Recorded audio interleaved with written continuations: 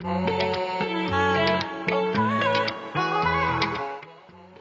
voilà, il y avait une vraie volonté de structurer la vision stratégique pour amener l'entreprise vers une entreprise de taille moyenne plutôt qu'une petite entreprise. Exact.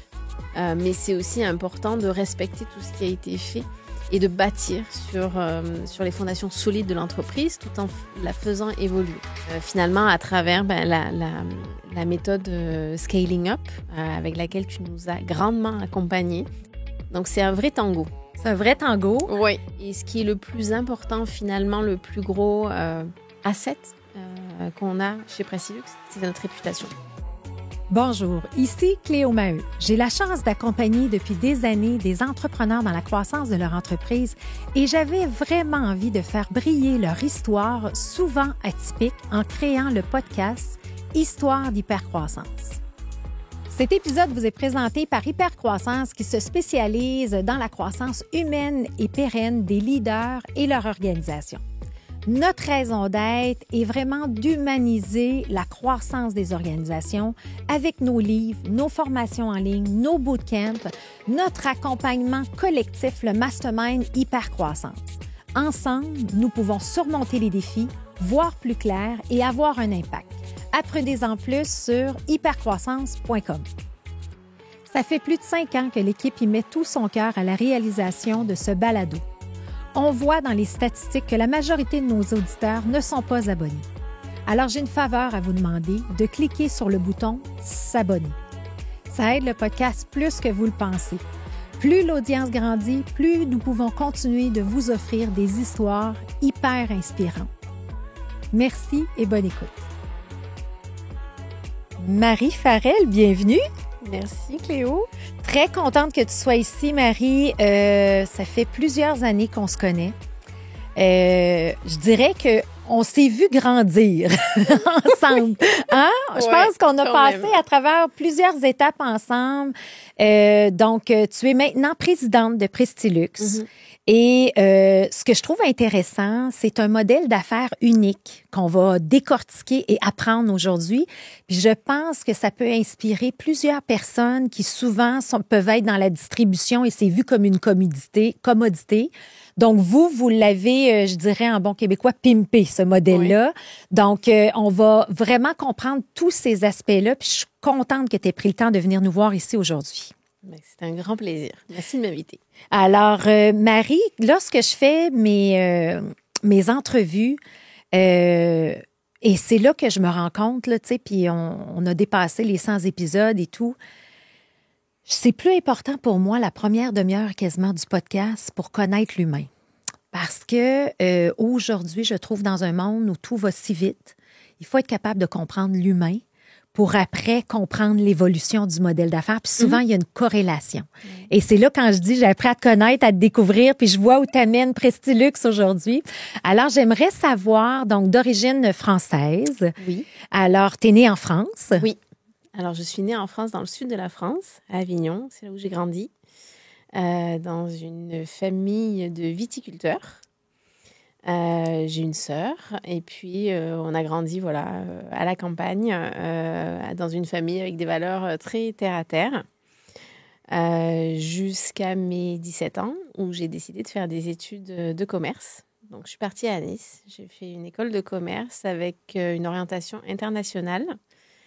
Et puis, donc, je suis partie avec cette école-là en Allemagne. J'ai fait une première expérience de stage en Allemagne pour l'entreprise Richemont avec la marque Cartier, qui était une marque super aspirationnelle. Donc, j'ai eu le goût de tout ce qui était l'esthétisme, le luxe à ce moment-là. Oui. Je suis ensuite partie en Angleterre. C'est là où j'ai fini mes études. Et où j'ai commencé ma première expérience au sein du groupe japonais de cosmétiques Shiseido. OK. Fait que t'es comme tombée dans la potion magique de la beauté et du luxe, en fait, de travailler dans le commerce relié à ça très jeune. Très jeune. Mais t'avais-tu une aspiration? Ça t'intéressait-tu ou c'est par hasard que t'es tombée dans cette industrie-là? Pas vraiment. C'était pas vraiment par hasard. J'ai toujours aimé, alors pas forcément le côté luxe, mais le côté esthétisme, le côté beauté, le côté recherche du détail. Oui. Je l'ai toujours eu. J'ai fait parallèlement à mes études tout au long de mon enfance, j'ai fait beaucoup de danse classique. Oui. Aussi, ce qui m'a amenée vers cette recherche de la perfection, de ce qui est beau, de ce qui doit être impeccable.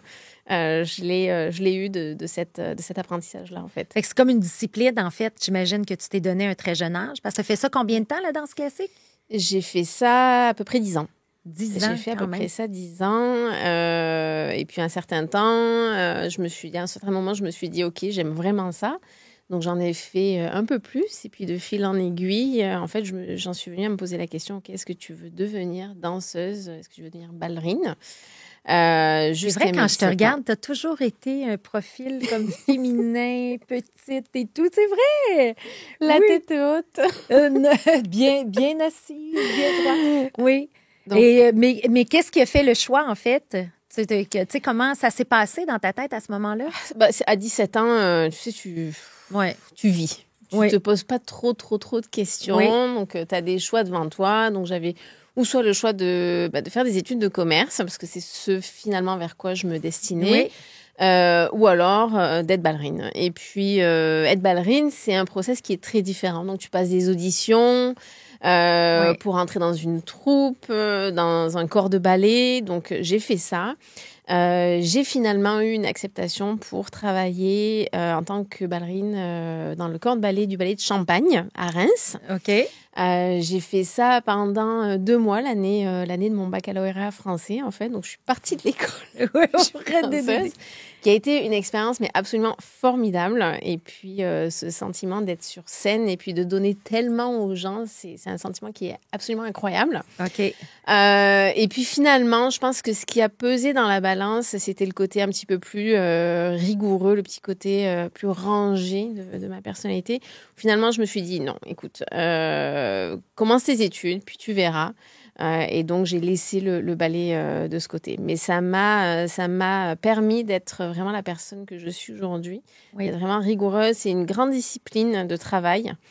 Et puis, ça m'a beaucoup forgé aussi sur le côté compétitif. Donc, ça m'a donné des armes qui m'ont été utiles ensuite dans mon parcours professionnel. Parce que ça doit être très compétitif, hein? Tout ce côté-là de ballerine, tu sais, et tout. C'est très exigeant, j'imagine aussi. Hein? C'est très exigeant. Et puis, ton outil de travail, c'est ton corps. Oui. Donc, c'est très différent d'une activité finalement intellectuelle. Donc, bien sûr, c'est un équilibre et une synergie entre le corps et le mental, parce que si l'un ou l'autre n'est pas là, ça ne fonctionne pas. Mais il n'en reste pas moins que tu restes très tributaire de ton corps. Oui. Donc, il faut prendre soin de ton corps. Oui. Il faut que, en termes de nutrition, d'activité physique, de sommeil, etc.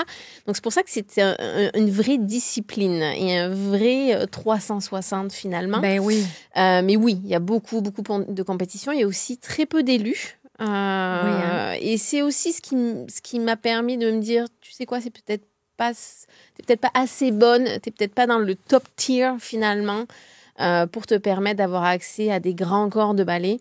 Et puis la question que je me suis rapidement posée aussi, c'est le après, parce qu'une carrière de danseuse, ça dure un certain temps, mais il faut te reconvertir. Oui. Et je me posais la question de qu'est-ce que j'allais faire après. Oui. Voilà. Ah, mais c'est super intéressant. Mais là, c'est comme si, parce que je te connais dans le cadre de ton travail, hein? Ça fait plusieurs années que j'accompagne Prestilux et là, je comprends beaucoup de choses qu'on va pouvoir voir un peu plus tard. Oui. Et là, tu découvres, en fait, puis tu sais, tu t'en vas, Allemagne, discipline, marque japonaise, discipline. Oui. Tu sais, quand on regarde ça aussi, quand même. C'est vrai. C'est la première fois que je le vois comme ça, en fait. C'est vrai. Mais tu sais, on s'entend, tu sais, fait que cet élément-là, fait que tu as dû bien fonctionner dans cet environnement-là. Tu as dû beaucoup apprendre aussi, j'imagine. J'ai beaucoup appris. Alors, j'ai adoré mon expérience en Allemagne. J'ai fait donc un semestre d'études et ensuite un stage. J'ai beaucoup aimé leur façon d'approcher le travail, qui est très méthodique, alors qui peut paraître parfois froide, mais qui, en fait, au final, est très forte et amène des liens très loyaux. Oui. Donc, j'ai beaucoup aimé ça de mon expérience allemande à Munich. Et puis après, Shiseido, donc management japonais, Beaucoup de rigueur, beaucoup de discipline, mais aussi beaucoup de recherche d'esthétisme, encore une fois. OK. Parce que l'esthétisme japonais, c'est magnifique, c'est minimaliste, c'est peu de choses, mais tout est réfléchi. Oui. Donc ça m'a beaucoup parlé. Et puis ce que j'ai aimé surtout de ce groupe-là, c'est qu'en fait, moi j'ai commencé au marketing et je travaillais avec des produits qui étaient absolument magnifiques, avec une recherche et un développement qui dure plusieurs années pour développer une crème, un produit cosmétique, et avec une recherche aussi du design très très forte. Et un héritage aussi magnifique parce que c'est une marque qui est née à la fin des années 1800.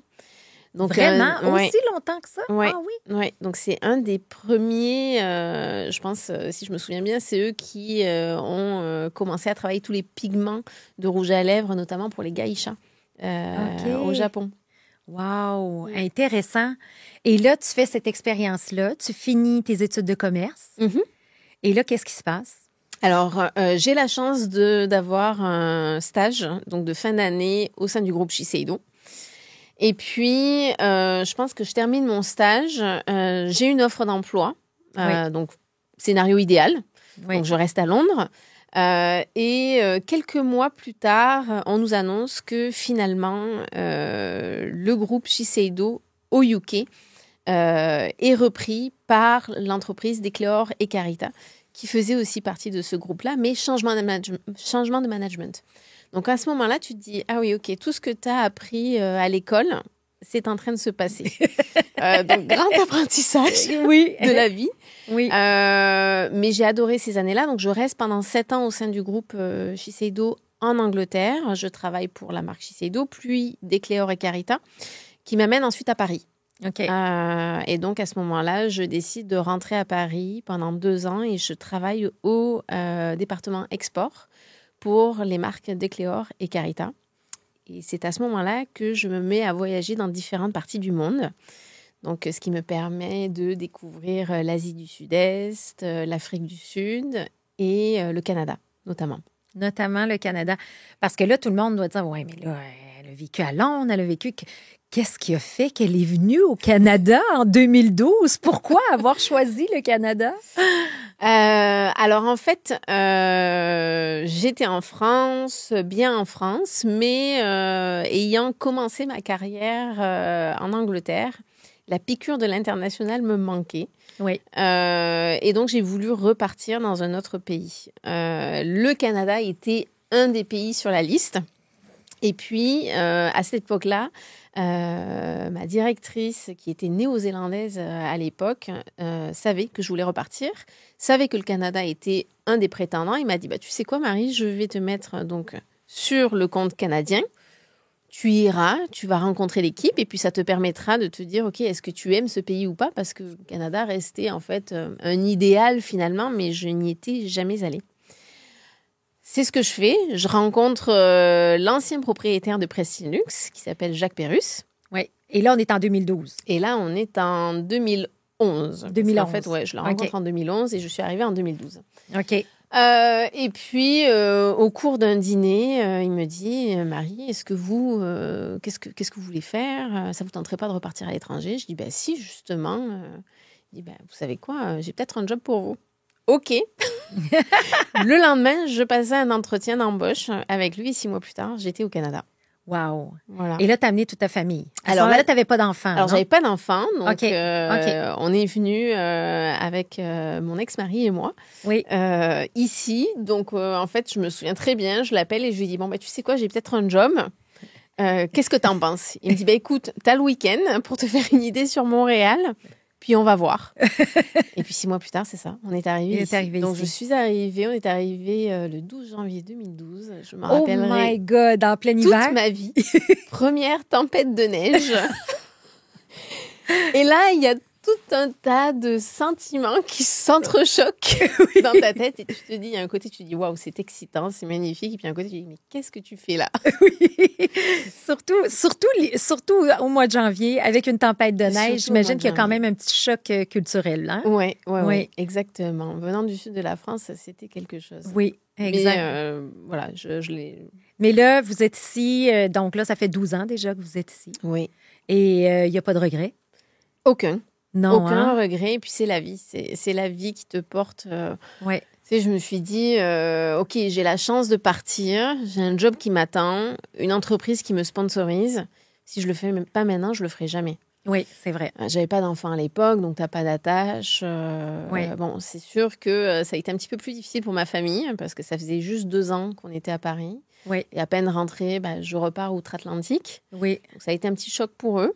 Oui. Mais voilà, c'est la vie qui te porte. C'est une Marie aventurière aussi, je pense. C'est dans ta nature. Aussi, oui, aussi hein? Oui. Finalement. Aussi. Une aventurière, mais avant tout curieuse. Oui. Avant tout curieuse. Et puis, ce qui me nourrit, c'est cet échange avec les gens qui viennent aussi de backgrounds différents.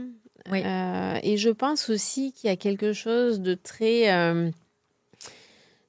humble dans cette démarche-là qui, en fait, me rejoint beaucoup les valeurs dans lesquelles j'ai grandi aussi. Oui. Et qui de dire que quand tu arrives dans un pays que tu ne connais pas, il faut observer, il faut écouter, il faut respecter.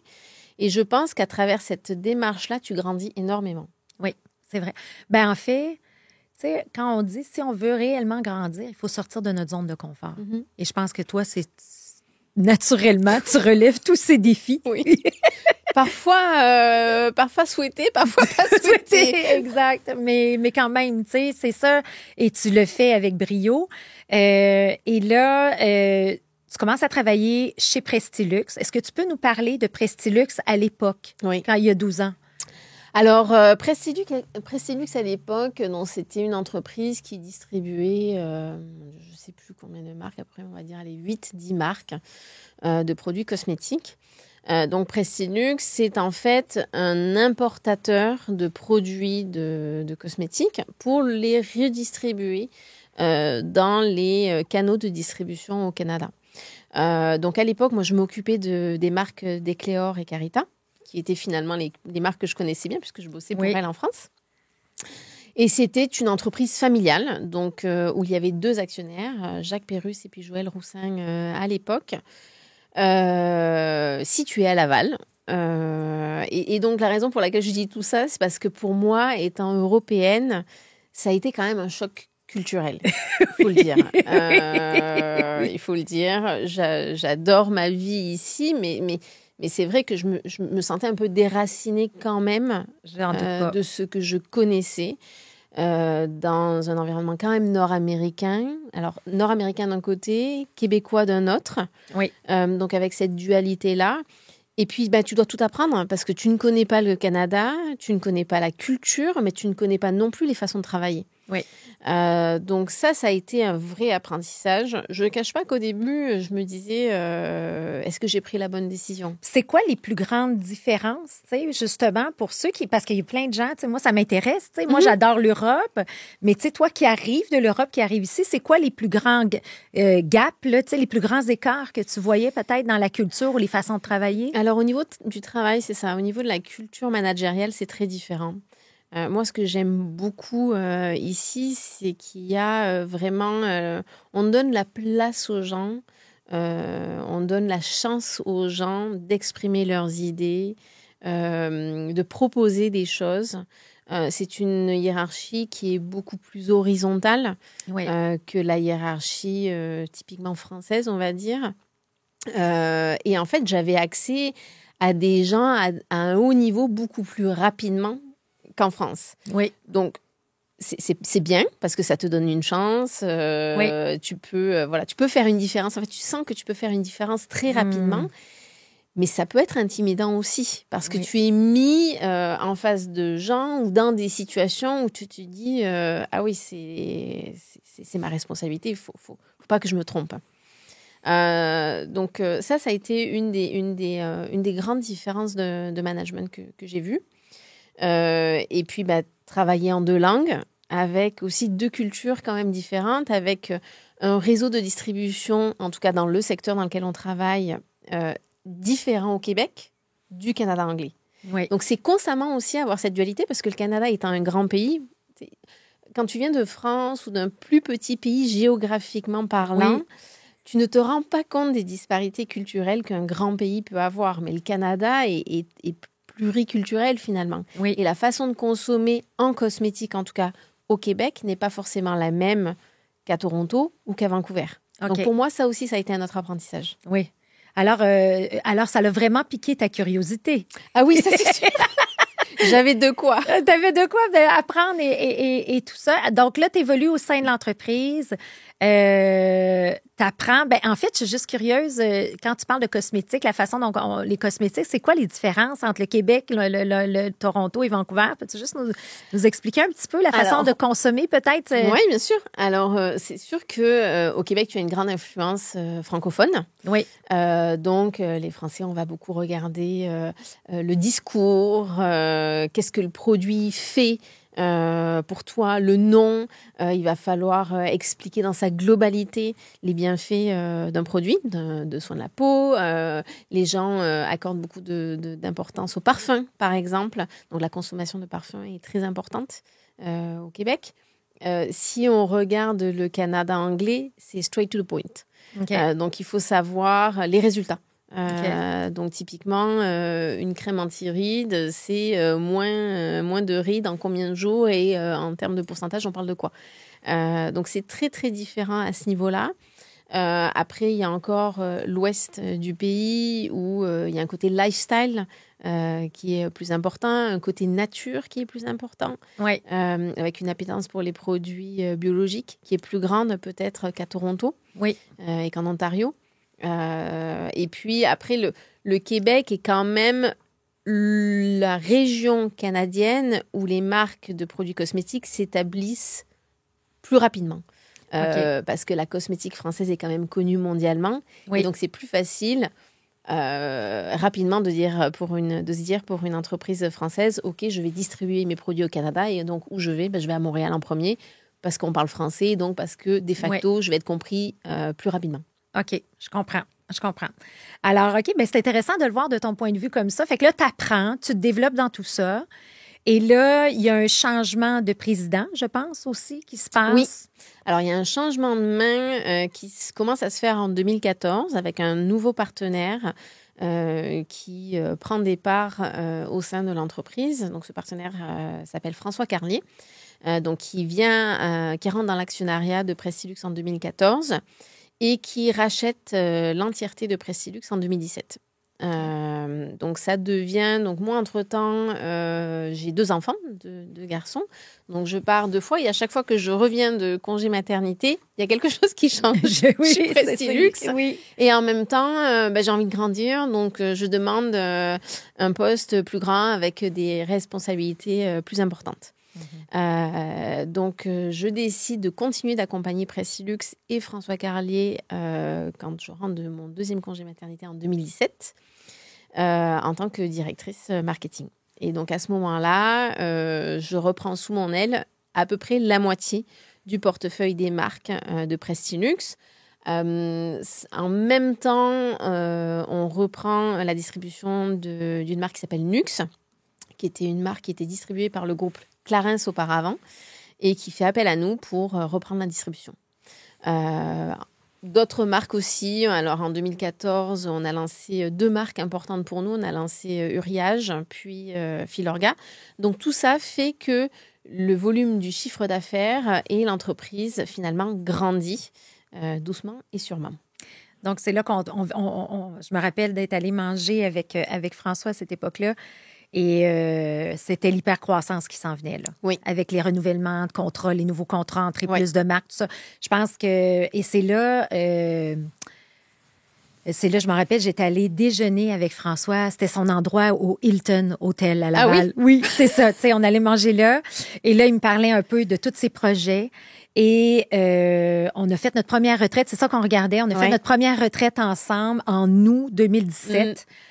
Sur la Rive-Sud, et c'est là qu'on a commencé à implanter le modèle Scaling Up, donc la méthode hypercroissance. Et je pense que François avait l'intention de mettre en place les bonnes pratiques d'affaires, donc au sein de l'organisation. Et je me rappelle, toi, avec ta rigueur, moi, je me rappelle la première rencontre, rigueur, discipline, Marie, let's go, on fait des rencontres rythmées, on implante ça. Donc, on avait Marie, l'ambassadrice des meilleures pratiques à l'intérieur de l'organisation. Tu étais vraiment mon allié, en fait, hein? Ça a bien été. Ouais. Et là, vous avez vécu une forte croissance. Hein? On parle de doubler le chiffre d'affaires, là, quand même assez rapidement. Oui. Donc, avec ce nouveau management et puis cette volonté vraiment de structurer les affaires et de structurer la vision stratégique finalement à travers la méthode Scaling Up avec laquelle tu nous as grandement accompagnés. Oui. Et puis je me souviens au début on regardait tout ça, on se disait oh là là comment on va arriver à faire tout ça parce que ça a l'air gros mais en fait tu as une façon de le faire qui permet de décortiquer qui tout de suite est beaucoup plus facile à appréhender.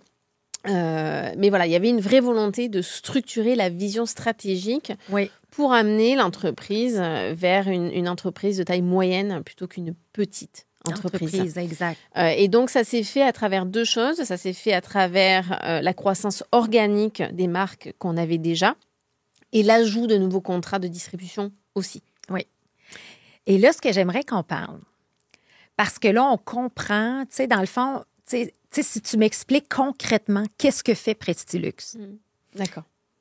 Alors, c'est un mix c'est une recette un petit peu magique. Parfois, c'est difficile de mettre le point dessus. Mais en fait, on est un catalyseur de croissance de marques de beauté au Canada.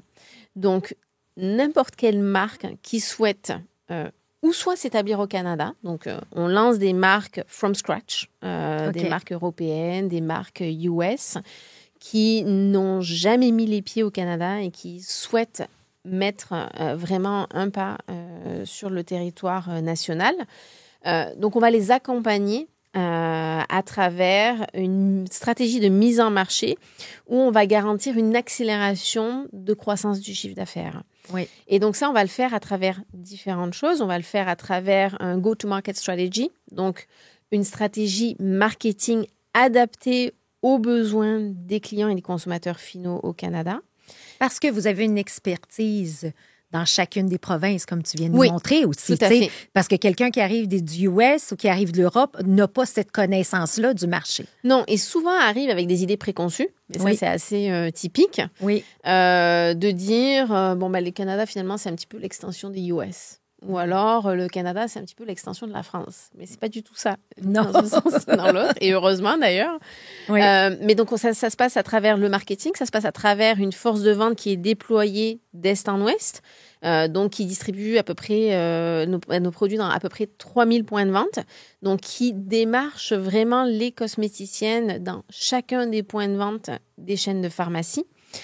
Ça se fait à travers un écosystème digital désormais. Donc, on a une mini-agence relations publiques, réseaux sociaux en interne qui s'occupe de travailler la notoriété de la marque et des produits de notre portefeuille.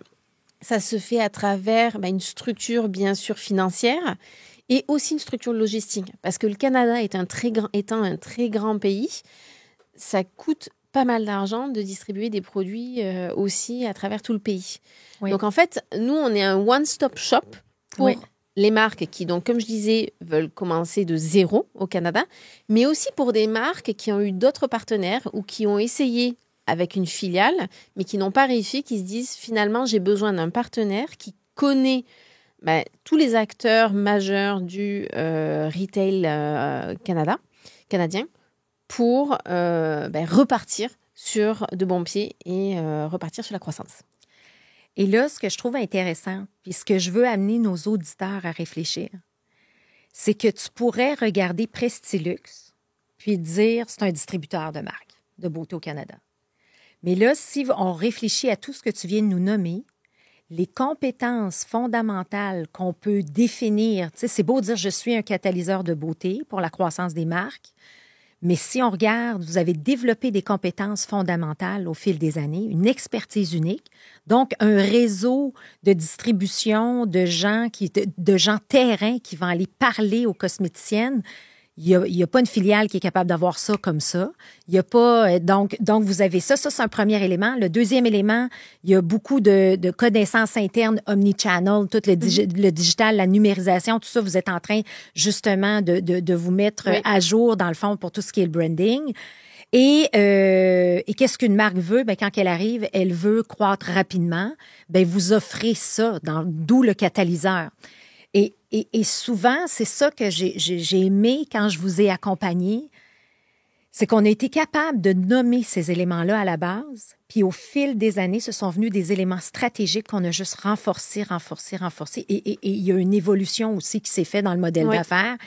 Et on a trouvé le positionnement clair de dire, OK, et là, toi, c'est facile d'aller te chercher un portefeuille de marques et de croître. En fait, je pense que tu limites plus ta croissance. Tu as à choisir les marques, lesquelles tu sais que tu vas être capable d'amener une grande valeur rapidement de par vos compétences fondamentales, votre expertise.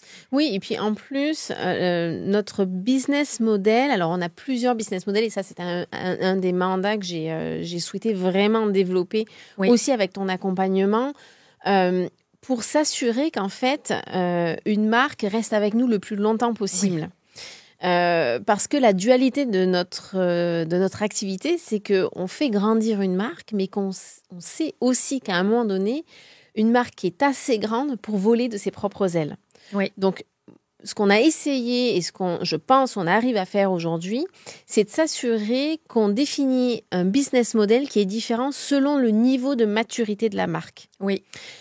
Et ça se fait à travers différentes fonctions. Donc, plutôt que d'avoir, comme je disais tout à l'heure, juste un one-stop shop chez Pressilux, on a déterminé plutôt un espèce de menu, finalement, où on définit quelles sont les fonctions dont la marque a vraiment besoin. Est-ce que ce sont des fonctions commerciales, des fonctions marketing, des fonctions logistiques? Et on a signé un partenariat tout récemment avec Yves Rocher, qui est lancé pour la première fois dans le monde entier dans un espace en fait retail différent de leur propre magasin ou leur propre plateforme en ligne, pour finalement leur permettre de trouver un relais de croissance dans les pharmacies canadiennes, qui n'est pas une expertise qu'ils ont développée chez eux.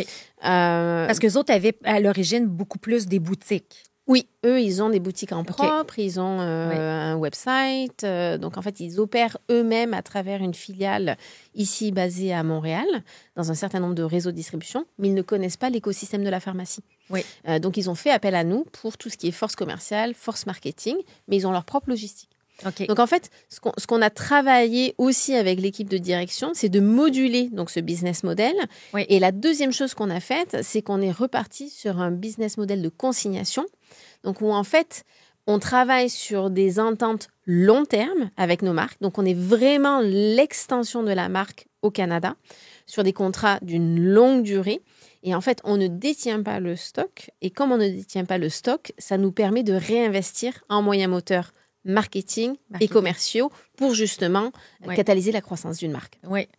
Fait que ça, c'est super intéressant parce que ça, c'était pas là, au début. Là, il y a 7 ans, là, c'était pas là. Alors, c'était au tout début de la naissance de Pressilux en 1970. C'est comme ça que Pressilux est né lorsqu'elle a distribué les produits Christian Dior.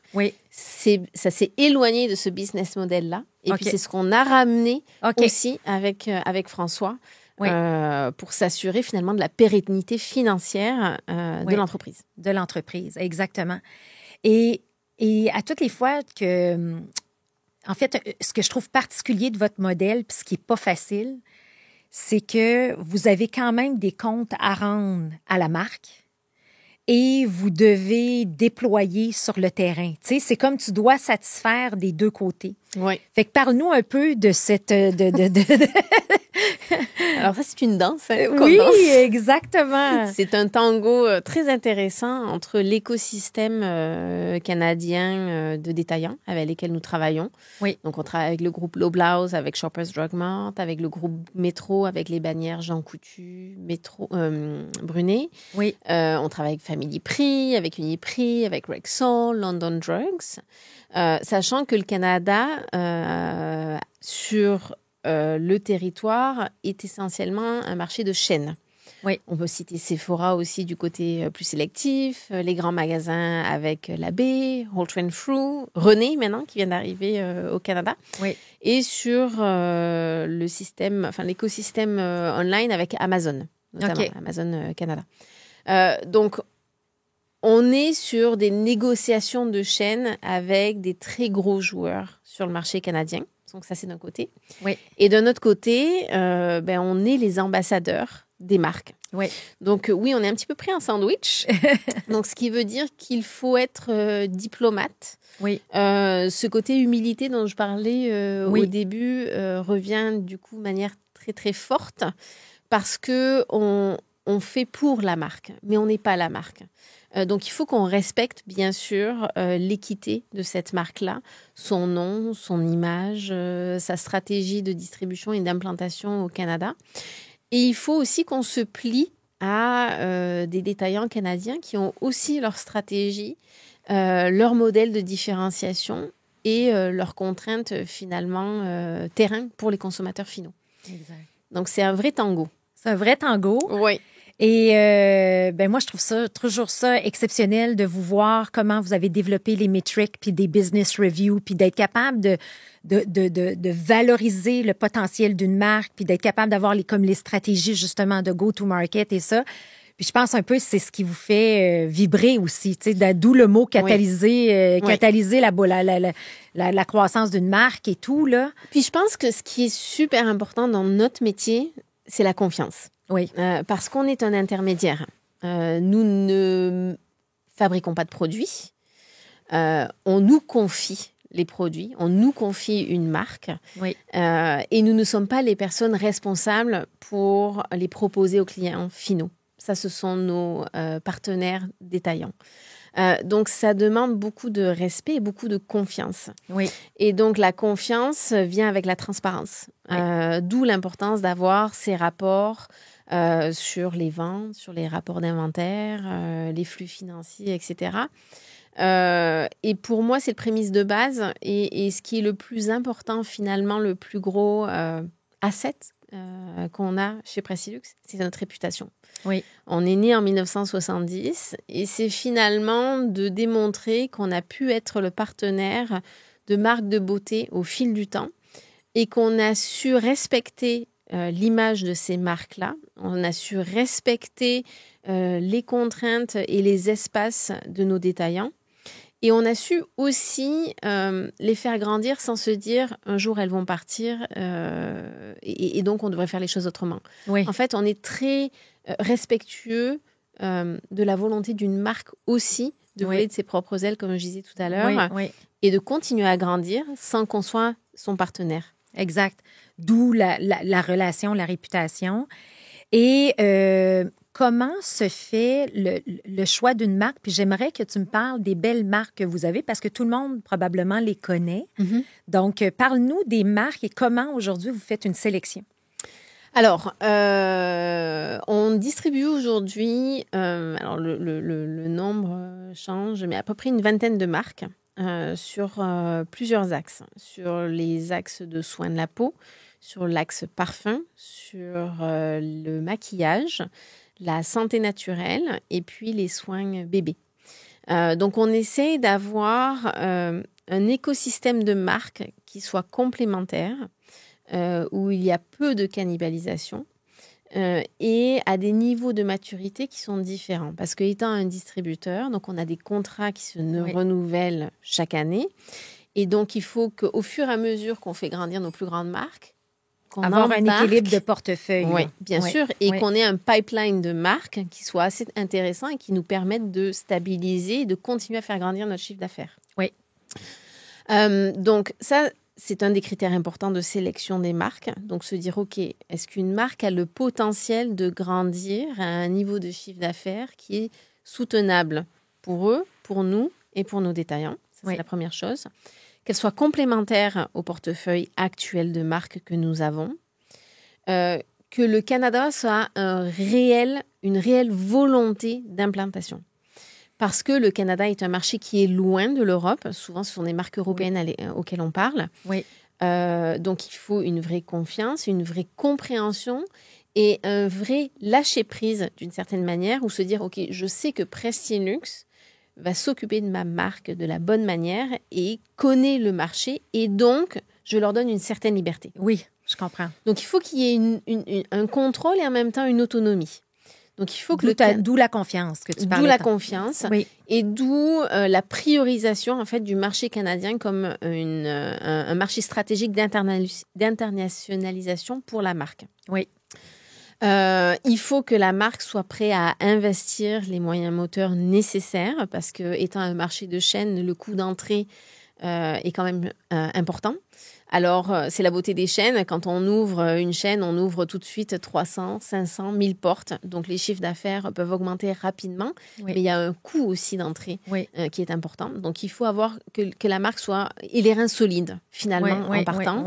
Et se dise, OK, je suis sur une vraie construction pérenne de 5 ans, 7 ans, 10 ans. Et je ne suis pas là juste pour l'opportunité d'ouvrir et faire du chiffre. Non, et ça, c'est super important dans nos relations d'affaires. Qu'ils comprennent, tu sais, qu'il y a une phase aussi d'intégration, d'adaptation et tout. Puis nommez-moi vos marques à succès. Alors, nos marques à succès, donc celles qui sont encore aujourd'hui avec nous. Donc, il y a Uriage qu'on a lancé en 2013, Filorga en 2014, Nux qu'on a repris en 2017. On a aussi repris la marque Ambryolis, qui est une marque historique qui est née dans les années 1960 et qui connaît un grand essor pour nous, notamment sur le digital. Oui. On a un partenariat historique avec Jack Black, qui est une marque pour hommes qui est née à Dallas, très intéressante aussi. Au niveau des parfums, on travaille avec le groupe Interparfums sur la marque Guess, donc c'est un beau succès pour nous aussi. On travaille avec le groupe L'Oréal sur les marques Cacharel, Diesel. On a un autre partenariat historique avec une marque de cosmétiques maquillage qui s'appelle Pupa, une marque italienne qui se retrouve majoritairement au Québec. Donc ça, c'est quelques-unes de nos marques. Oui. Mais on en a bien d'autres. Oui, je sais, il y en a plusieurs. Mais en fait, on voit quand même la diversité, justement, que tu nous parles et de l'écosystème. On est passé vite on a dit que François était à la tête de l'organisation, mais aujourd'hui, tu es présidente. Oui. Alors, je pense qu'on ne peut pas passer à côté de faire un hommage à cet humain extraordinaire qui nous a malheureusement quittés. Oui.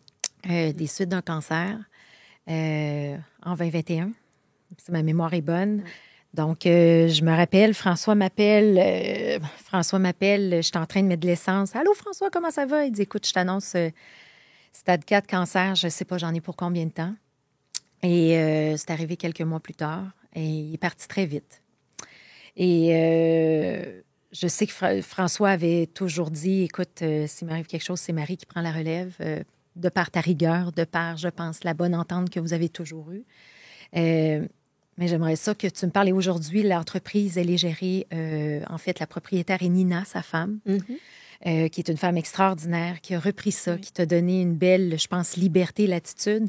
Mais j'aimerais ça que tu nous parles de notre beau François, que on puisse lui rendre hommage. Oui. François, alors, François qui a été une personne forcément très importante dans ma carrière,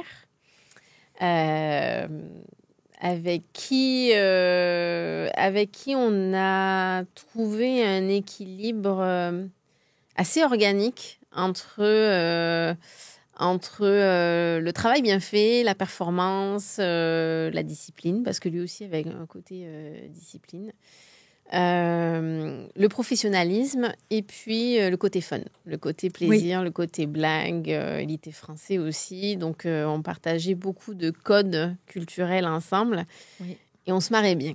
Oui. Donc on s'est très vite entendus. Je pense qu'on s'est très vite complétés aussi. Vous étiez très complémentaires les deux. Oui. Il était bon là où je l'étais moins et vice-versa. Et on le savait tous les deux. Donc, en fait, on faisait un belle complicité. Oui, on était complices. Et puis, on faisait un un beau duo dans les négociations parce que finalement, il voyait certaines choses, bien sûr, que moi, je ne voyais pas. Et puis, il avait plus d'expérience que moi. Donc, j'étais très, très respectueuse de cette expérience-là. Et vice-versa, j'ai amené peut-être un œil un petit peu plus, allez, on va dire un peu plus moderne sur certaines choses, un peu plus lâcher prise aussi que ce qu'il pouvait avoir. Et ce qu'il barbait, finalement, moi, j'aimais, et puis vice-versa. Donc, ça, c'était plutôt bien. Donc, on a travaillé ensemble de 2014, de manière plus rapprochée, bien sûr, en 2017, jusqu'en 2021, où il est malheureusement parti. Et puis, ça a été une onde de choc, en fait, parce que même si on savait tous qu'il était malade, on ne pense jamais qu'on va partir. Oui. Donc, quand il est parti, ça a été une tornade professionnelle, personnelle, et puis il a fallu réagir. Oui. Très rapidement, on est passé dans l'action. Donc, Nina Dyson, qui est propriétaire aujourd'hui de l'entreprise et qui est sa femme, s'est entourée et a très vite décidé de finalement la continuité et a décidé de me faire confiance pour reprendre les rênes de l'entreprise. Donc, la façon dont ça s'est passé, c'est la même semaine où il est parti. On m'a annoncé que si je le souhaitais, le plan, c'était que je sois présidente de cette entreprise. Je n'ai pas beaucoup réfléchi. Tu as sauté dans l'action. Je pense qu'en 2 heures, j'ai dit OK, let's go. De toute façon, pour moi, il n'y avait pas beaucoup de choix, en fait. Non, je pense. Non, je pense pas. Et puis on est parti comme ça. Et puis, la vie fait parfois bien les choses parce que je pense que avec ma personnalité, si j'avais eu trop le temps de réfléchir, je pense que quelque part, peut-être le doute aurait commencé à s'installer. Et je n'ai pas eu le temps de douter, finalement. Oui, non. J'ai dû agir très rapidement et c'était bien comme ça. Oui, c'était bien comme ça. Et moi, si je peux me permettre de l'externe, je suis comme émotive, là. Mais je t'ai vu aller de l'externe, puis honnêtement, t'étais extraordinaire, Marie. J'ai jamais vu quelqu'un qui a une force extraordinaire, phénoménale. Et tu as été le pilier de Prestilux. Puis il fallait le faire parce que tu perdais ton mentor, ton partner. Ouais. Et tu as géré ça avec brio, tu as embarqué dans l'action, on a continué les retraites, on a mobilisé les troupes, on a travaillé sur le message, on n'a pas lâché depuis. Mais moi, je te lève mon chapeau. Je te donne la tape dans le dos, Marie, honnêtement. Merci. Puis là, je vais enlever mes lunettes. Oh, merci, Cléo. Mais ça me touche énormément. Et puis... tu as vraiment été... tu sais, c'est fou comment... Et moi, puis probablement, tu sais... Je viens de passer à travers un épisode de cancer, puis tu sais, tu dis, ben regarde, ça aurait pu m'arriver, moi aussi, etc., tu sais. Et puis de voir comment les entrepreneurs mettent toute leur énergie dans la business. Tu sais, François, là, c'est fou, toute l'énergie qu'il mettait dans sa business. Ah oui, jusqu'au dernier moment. Jusqu'au dernier moment. Je me rappelle de faire des appels, enfin... tous les jours, on avait notre point à 4h30. Oui. À 4h30, tous les après-midi, on s'appelait, puis je le débriefais sur ce qui s'était passé. Puis jusqu'au bout, il n'a pas lâché. Jusqu'au bout, et ça m'a aussi donné la force. La force de le faire, hein? Ça m'a aussi donné la force. Il y a une partie qui est moi, qui est qui je suis, d'où je viens. et puis tout ça, mais ça m'a donné la force. Et puis j'aime cette entreprise. C'est une entreprise qui m'a permis de connaître tellement de choses. Un nouveau pays, un nouveau marché. J'ai grandi. Tu sais, au début, tu disais, on s'est vu grandir. Oui. J'ai grandi avec cette entreprise. Oui. François m'a fait grandir. Nina me fait grandir. Donc, en fait, je me suis dit, OK, vas-y. Et puis... Apprends. Oui. Parce que tu n'as pas le choix. C'est sûr qu'il y a eu des moments qui ont été super difficiles. Oui. Et je pense que c'est là aussi que Nina avait créé avec François un comité consultatif. Oui. Où il y avait des gens de confiance pour conseiller Nina. Donc, toi, tu avais quand même ces gens-là, quelques mentors des amis de François qui étaient là. Tu as joint YPO aussi, comme dans ton rôle de présidente. Donc, tu t'es entourée d'entrepreneurs parce que c'est pas facile d'être seule au sommet, on s'entend, là, tu sais. Il fallait vraiment que tu te retrouves et d'assumer aussi, comme tu dis, ne pas être imposteur là-dedans et d'assumer ta position. Et aussi cette force-là d'aller négocier les marques. Oui, parce que en fait, dans notre business model, nos contrats sont attachés à l'ownership, en fait, au shareholding, donc à la propriété de l'entreprise et à son management. Donc, quand on parle de la notion de confiance, la confiance était principalement avec François qui était propriétaire. Oui, et puis même c'était légal. En fait, c'était une condition légale de l'ensemble des contrats. Donc moi, ce que j'ai dû faire très rapidement, c'est de m'assurer que nos marques restent avec nous. Oui. Parce que légalement, elles pouvaient décider finalement de dire François n'est plus là, donc Prestilux n'est plus le partenaire de choix pour ma marque au Canada. Donc ça met en péril l'entreprise d'une quelconque façon. Complètement. D'où ton mode sauveur, puis on va aller... Tout à fait. Et donc, finalement, donc, ce que j'ai fait, c'est la première chose que j'ai faite, c'est que j'ai appelé tout le monde. Et puis, deuxième chose que j'ai faite, c'est que je suis partie. Je suis partie rencontrer l'ensemble de nos partenaires, de nos marques, pour les rassurer, pour leur montrer qu'on avait un plan, qu'on avait une stratégie, qu'il y avait une équipe, parce qu'une entreprise, c'est une personne à la tête, mais avant tout, c'est une équipe aussi, et que cette équipe-là était dédiée, avait à cœur la vision de l'entreprise et qu'on continuerait à opérer Prestilux de la même manière et qu'en plus, on la ferait évoluer d'une encore plus jolie manière. Donc, c'est ce que j'ai fait. Tout le monde est resté. Wow. Aucune des marques n'est partie. Certains contrats ont été renégociés, mais ça, c'est le jeu. Et puis, on en a ajouté des nouvelles depuis. Mais ça a été certainement, de loin, la période la plus critique, la plus challengeante et la plus apprenante de toute ma carrière. Ça doit. Parce que tu tombes dans le bain et tu n'as pas le choix. Ah oui, puis là, il faut... faut livrer. Faut livrer. Et en parlant, justement, donc là, on a Marie la présidente. Oui. Depuis 3 ans. 3 ans et quelques. Et je sens que tu as une belle appropriation de Prestilux, de la vision.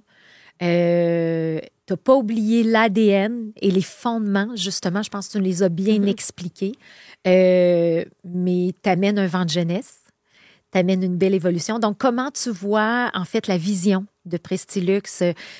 Comment tu vois l'évolution du modèle d'affaires, l'évolution de l'équipe, du management? Là, vous allez dans des nouveaux bureaux. Donc, raconte-moi un petit peu tout ce vent de changement-là qui arrive avec Marie à la tête. Alors, c'est un changement qui est progressif parce que, étant une entreprise privée, c'est important de préserver les intérêts de la propriétaire de l'entreprise. Mais c'est aussi important de respecter tout ce qui a été fait et de bâtir sur les fondations solides de l'entreprise tout en la faisant évoluer. Donc, un des piliers forts de la vision long terme de Prestilux, c'est cette fameuse adaptation du business model. Oui. Donc, de s'assurer qu'on est capable d'offrir une valeur ajoutée à une marque, qu'elle fasse 500 000 $ de chiffre d'affaires ou qu'elle en fasse 20 millions sur le marché canadien. Oui. De travailler sur un élargissement en fait et une diversification des marques et des produits que nous offrons. Donc aujourd'hui, depuis que je suis arrivée à la tête, on a largement intensifié nos efforts sur le secteur du parfum. Donc on a re-signé des ententes avec le groupe Interparfums, avec L'Oréal International Division. On a fait l'acquisition de la distribution d'une marque de soins bébés, donc qui était un marché sur lequel on ne travaillait pas. On intensifie nos efforts aussi sur la santé naturelle avec une marque pour la famille qui s'appelle Pure Essentiel, qui est très forte en Europe. On va bientôt travailler sur le segment cheveux. Donc, de travailler finalement un portefeuille et une diversification plus large que ce que Pressilux faisait et ce que Pressilux a fait depuis sa naissance, finalement. Oui. Mais c'est qu'en même temps, vous allez quand même, peu importe, c'est que la diversification est bonne, mais tu es capable de mettre à profit tes compétences. Logistique, expertise terrain. Donc, tu sais, peu importe, là, tu sais, donc l'élargissement du produit. Fait qu'il y a ce déclic-là qui est en train de se faire. Tout à fait.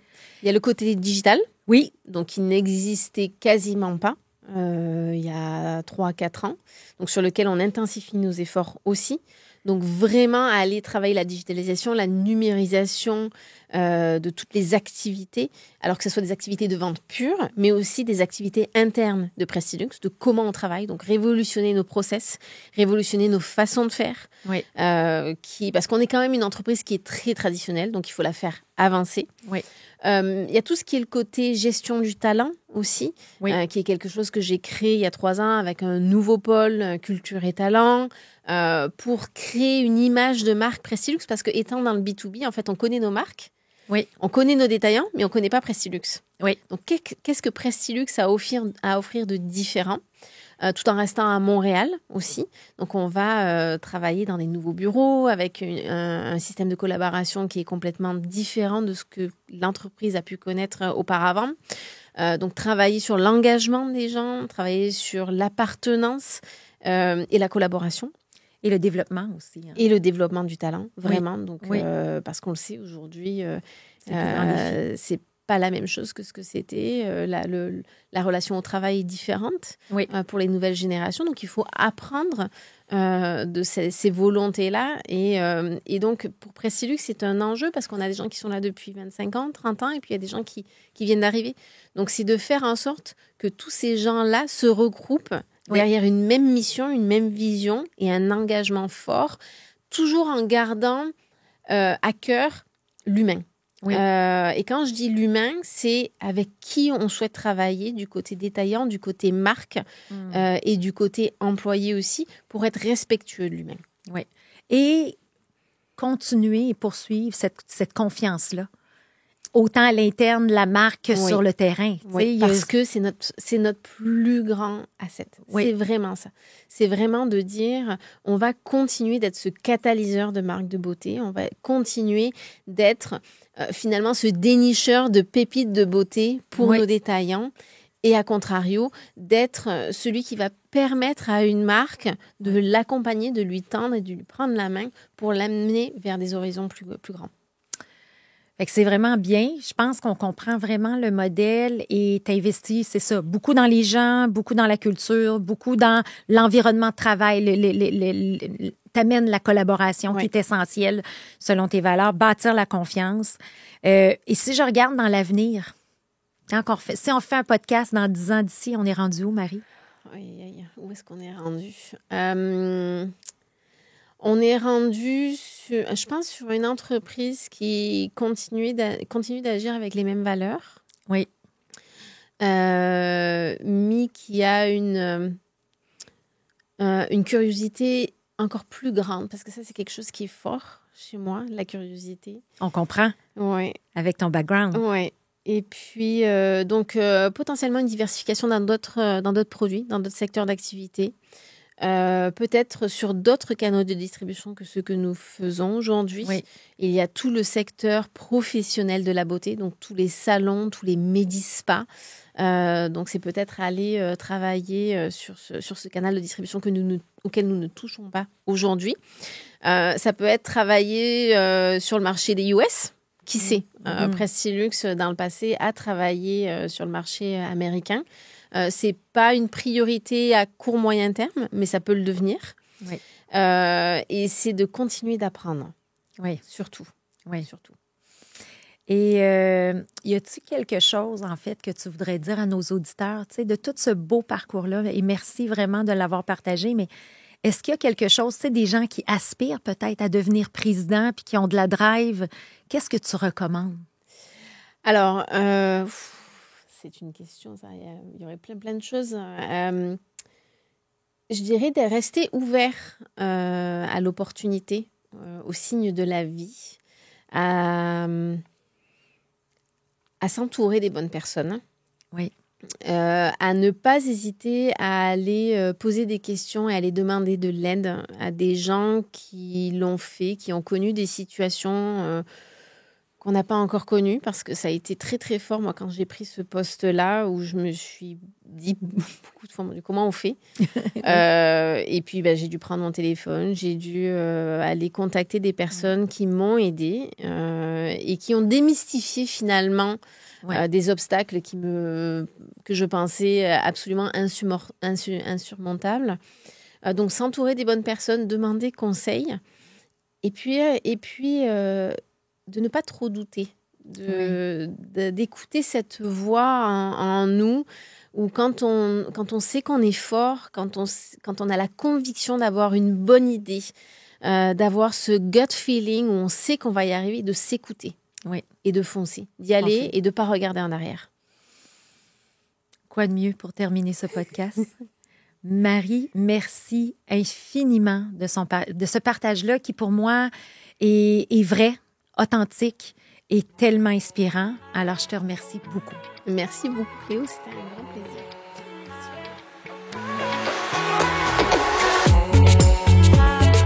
Merci d'avoir été avec nous aujourd'hui. Si cet épisode vous a plu, prenez un moment pour vous abonner et nous laisser un commentaire.